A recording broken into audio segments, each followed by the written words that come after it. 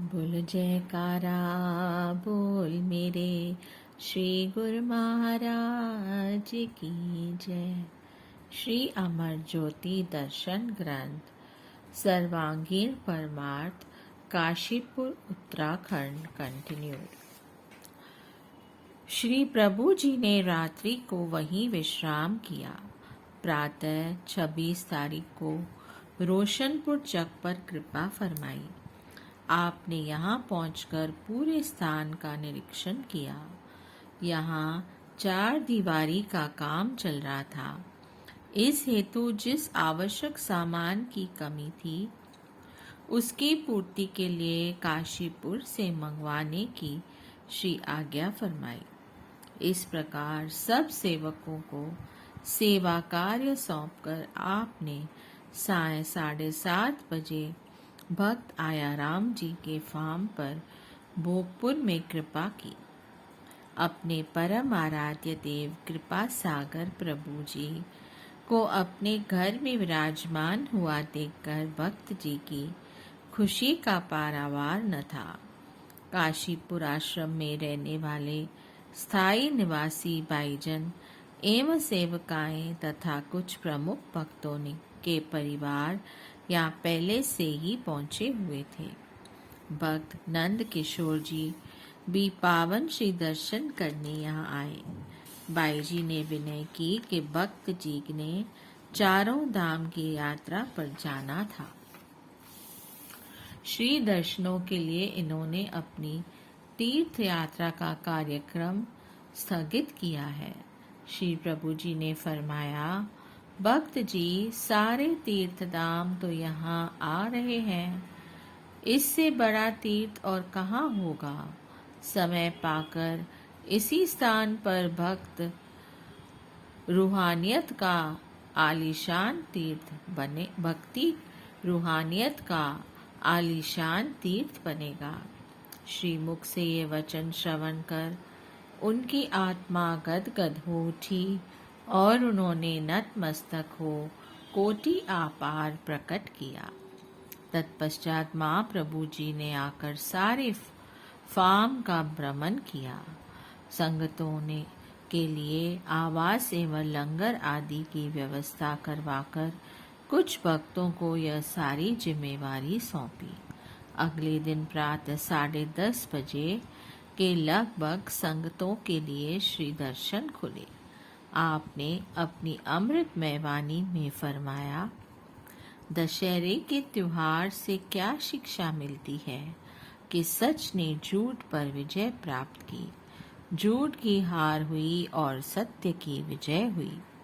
श्री रामचंद्र जी सत्य का अवतार थे और रावण ने माया का झूठा सहारा लिया था, इसलिए उसका नाश हुआ और विजय भगवान राम की हुई। इससे पता चलता है कि सत्य सत्य है और झूठ झूठ है। सत्य क्या है और असत्य क्या है, महापुरुषों ने निर्णय करके बता दिया है कि सत्य ईश्वर का नाम है, बाकी सृष्टि की रचना सब झूठ है। इसलिए जिसने सत्य से प्यार किया, सत्य को अपनाया, उसी ने जीवन के लक्ष्य को समझा, उसी ने जीवन की सफलता हासिल की और उसी ने अमरत्व को प्राप्त किया। जिसने झूठ को अपनाया अथवा झूठ का सहारा लिया, वह संसार में दुखी और अशांत रहा, उसका परलोक भी बिगड़ गया। संत चरणदास जी ने संसार की ऐसी हालत देखकर वचन फरमाए हैं, मिटते सु मत प्रीत कर, रहते सु करने, झूठे को तज दीजिए, साचे में करगे। जो चीज नाश हो जाने वाली है, मिट जाने वाली है, उससे प्रीत मत कर, उसको अपनाने की कोशिश भी मत कर। जो कायम दायम व नित्य है, उससे चित लगा, उससे प्यार कर। झूठी और मिथ्या वस्तु का त्याग करके यदि सत्य वस्तु से नेह लगाएगा तो महापुरुषों ने फैसला करके बता दिया है कि उससे इंसान असली मकसद को प्राप्त कर लेता है, उसका कल्याण हो जाता है। सत्य और दायमी वस्तु मालिक का नाम है, इसलिए मालिक के नाम को, मालिक की भक्ति को अपनाकर जीवन को सफल बनाना चाहिए। महापुरुषों ने इसी कायम दायम वस्तु की प्राप्ति के लिए श्री दरबार के जो नियम बनाए हैं, श्री आरती, पूजा, सत्संग, सेवा, सुमिरन, ध्यान, इनमें कार्यरत रहकर पूर्ण तौर से इनमें सुरती को लगाकर जो इन्हीं में लीन रहते हैं, अपना सारा वक्त देते हैं, उन्हें सच्चा आनंद और खुशी मिलती है, जीवन की सफलता मिलती है, मालिक की दरगाह में इज्जत मिलती है। महापुरुषों की भी यही मौज होती है कि जो जीव उनकी संगत में आते हैं वे अपने जीवन को सफल बना लें और अपने जीवन के मकसद को हासिल करके शाश्वत खुशी और आनंद प्राप्त करें। इसके पश्चात वहां उपस्थित सभी गुरुमुख प्रेमियों को श्री चरणों में माथा टेकने का सुअवसर प्राप्त हुआ। भक्त आयाराम जी, जिन्होंने साधु वेश में महात्मा ज्ञान भक्तियानंद जी अंतिम समय तक श्री दरबार की हिज्जत की सेवा की, उनके इस फॉर्म पर आज महाप्रभु जी की असीम अनुकंपा से बना आश्रम आदर्श धाम भक्ति का आलोक फैला रहा है। काशीपुर की रहने वाली कृष्णा भक्त्यानी बहुत संत सेवी थी और अधिकतर समय सेवा भक्ति में व्यतीत करती थी। उनके भगत शांति स्वरूप कुंद्रा जी की सत्संग में कोई रुचि न थी। उनके अंतर्मानस में एक ही लगन थी कि भगवान मुझे एक बार स्वयं आकर घर में दर्शन दे। जब कभी उनकी पत्नी उन्हें आश्रम पर जाने के लिए कहती तो वह चुप हो जाते। अंतर्यामी प्रभु भक्तों की भावनाओं को कैसे पूर्ण करते हैं, यह तो उनके जीवन चरित्र में अनेकों प्रमाण मिलते हैं। बस चाहिए केवल सच्चे हृदय की पुकार। श्री सद्गुरुदेव जी महाराज जी ने अगले दिन रामनगर आश्रम में कृपा फरमाई। वहां से लौटते हुए एक स्थान पर कार रुकवाकर महात्मा परम योगानंद जी से पूछा कि यहाँ शांति स्वरूप का फार्म कहाँ है। उस समय उनका बड़ा बेटा तथा एक अन्य भक्त मोटरसाइकिलों पर सवार होकर श्री कार के साथ आ रहे थे। महात्मा जी ने संकेत कर बताया कि यह उनका लड़का है। श्री प्रभु जी ने उसे फरमाया कि घर जाकर अपने पिताजी से कहो कि हम आ रहे हैं। दूसरे भक्त जी को रास्ता दिखाने के लिए साथ ले लिया।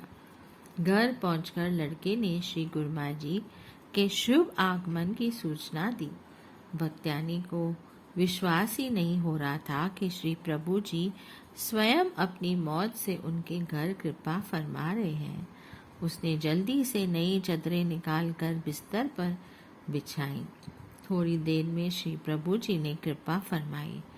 प्रथम श्री मंदिर में जाकर मत्था टेका और पुनः उनके सब कमरों में चरण स्पर्श करते हुए फरमाया, संसारिक धन संपदा एवं जायदाद को पाकर इसमें अपनी सुरती को नहीं फंसाना है।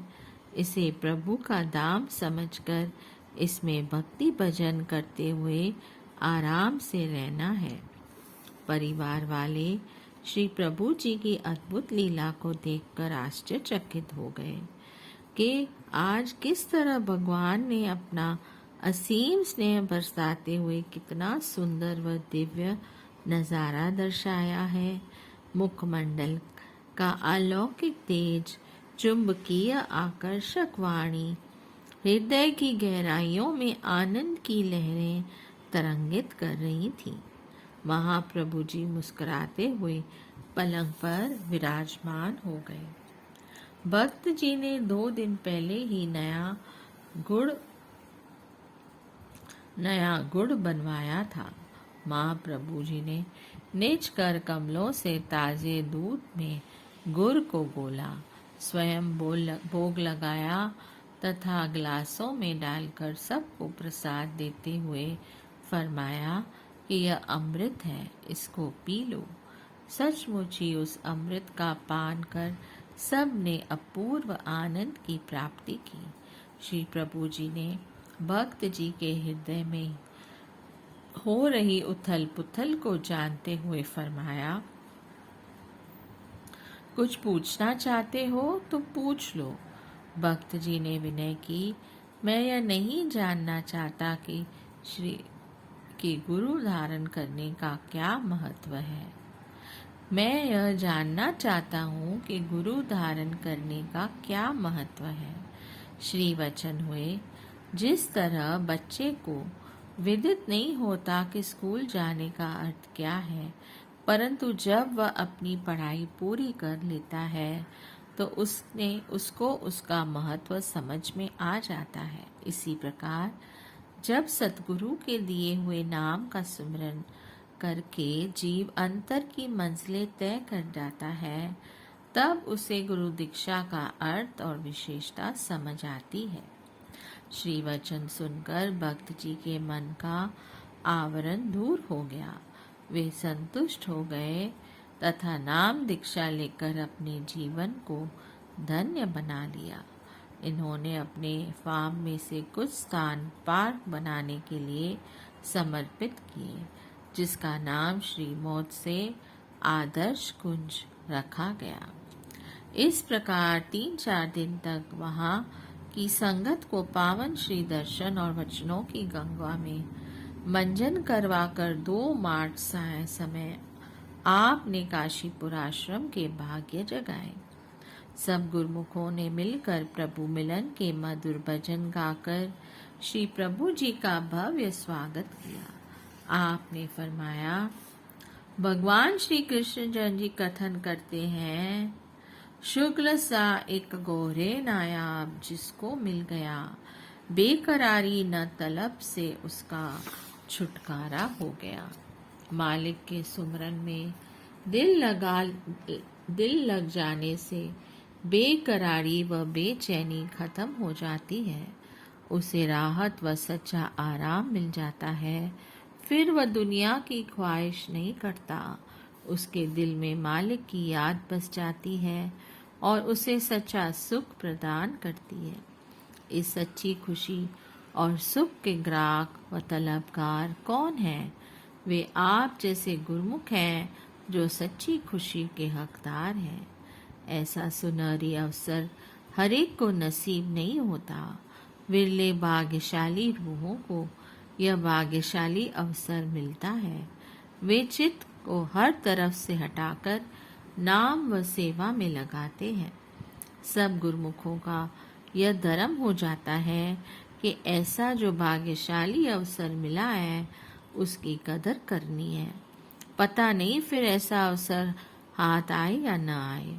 इंसान की जिंदगी का कोई भरोसा नहीं, सांसों का भरोसा नहीं। वक्त को गफलत में नहीं गंवाना, समय की कदर करनी है ताकि गुरुमुख का लक्ष्य पूरा हो जाए। इसी जीवन में ही इंसान सुख स्वरूप हो जाए, आगे दुख का अंदेशा भी न रहे। इसलिए हर श्वास में सुमरन करना है। काशीपुर के भक्तों को श्री दर्शनों की अनमोल निधि बख्श कर आप अगले दिन प्रातः रुद्रपुर, मुरादाबाद, बसौली, एटा, मैनपुरी, फिरोजाबाद आदि शहरों में होते हुए 5 मार्च दोपहर को प्रेम भाग पधारे और साय समय श्री संतनगर कृपा फरमाई। करुणागार प्रेम अवतार श्री सद्गुरु दाता दयाल जी ने सन 1994 में श्री आनंदपुर में वैसाखी पर्व मनाकर निजी सेवादारों को फरमाया कि काशीपुर का वातावरण हमें बहुत सुहाना लगता है। प्रेमी गुरुमुखों के प्रेम की तारे हमें अपनी ओर खींचती रहती हैं। उनके प्रेम के फलस्वरूप अन्य को कई स्थानों पर भी प्रेमी गुरुमुखों को श्री दर्शन एवं सत्संग का लाभ प्राप्त होगा। अतः आपने 27 अप्रैल को उत्तर प्रदेश के कुछ स्थानों पर जाने का कार्यक्रम बनाया। आपने चंदेरी आश्रम को कृतार्थ कर ललितपुर कृपा फरमाई। वहां से रात्रि को मालवा एक्सप्रेस द्वारा आगरा पधारे। यहाँ भक्त महेंद्र धीर जी ने दिल्ली से चार्टर्ड प्लेन की व्यवस्था की हुई थी। यह पहला चार्टर्ड प्लेन अर्चना एयरवेज था जिस पर श्री प्रभु जी विराजमान हुए। आप निजी सेवादारों के संग प्लेन में विराजमान होकर देहरादून पहुंचे। देहरादून से आपने हरिद्वार में कृपा की। वहां से रुड़की होते हुए सहारनपुर पहुंचे। पुणे ट्रेन द्वारा मुरादाबाद स्टेशन पर पधारे। स्टेशन से ही कार द्वारा आपने 4 मई को काशीपुर कृपा फरमाई।